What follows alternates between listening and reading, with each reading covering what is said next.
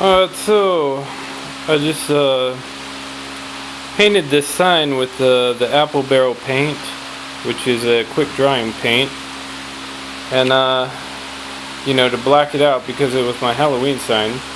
I put this fan, which is a really excellent fan if you need an industrial fan for your shop. But I put this fan on it, and about 5 minutes and it's all dry, ready for the next layer. So that's really awesome, and it really blacked it out and made it like a real smooth black too.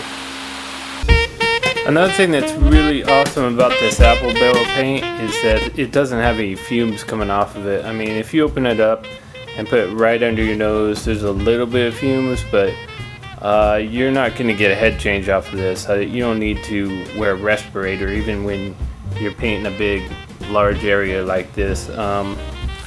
This stuff is also a really good paint called Barn and Fence Wood Finish. I use this all the time, but when I open this up, it doesn't have much fumes for exterior paint, but still there's enough that you don't want to open this up and not be wearing a respirator mask, because over the course of 20 minutes or something, you'll start getting a headache from that. Okay, there's layer 1 with the white barn exterior paint, and you can tell it needs, every time it always needs 2 layers at least. Probably 2 layers will do it. But one thing, the fumes in here are just horrible. But with that fan, it took about 5 minutes for it to dry for the next layer. That really helped out. Usually it can take about 20-30 minutes. Alright, so there's the second coat. Took about 5 minutes to dry again. Okay, I'm starting in on the stenciling on the new sign, and here's a quick way to line it up. So you just get out your quick clamps and you just clamp a board across there. And after doing a couple marks for measuring, like this is 8 inches up, and then just go straight across there.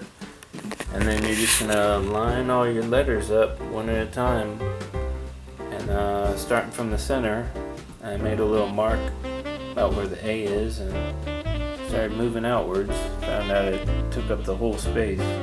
The letters turned out really good, but I did find out one thing that's interesting. See how the letters kind of look like, I don't know, they kind of look like pine trees or something, or some furry bushes.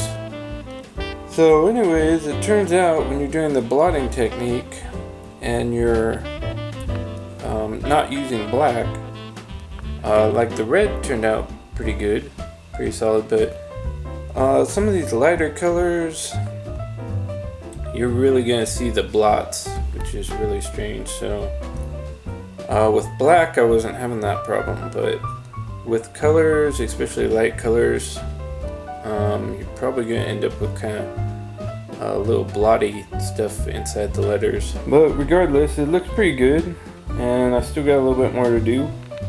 Yeah, it just kind of looks like I meant to make the letters look like Christmas trees. Alright, so that was a lot of work, but well worth it. Looks pretty good. I like it.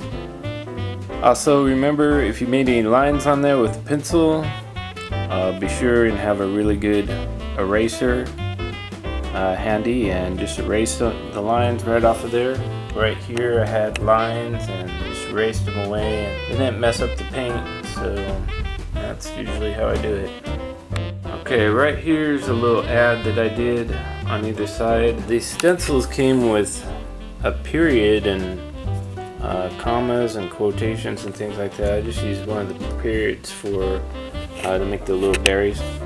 And right here, this was just a flat blank card, and I just drew a little mistletoe leaf on there, and I just cut it out with a razor blade. And so, it's not great art or anything, but it's working out. I like it. Also, these stencils, at least the ones I have, are only letters, and they don't come with ones. And the 0 is actually just the O. They don't come with the dash mark, and that is by sort of sticks. I should probably just buy sets that have some numbers, but I'm just able to piece it together by, like, the dash is part of an N. The 1 is actually the first part of the N. This was an S and part of the N.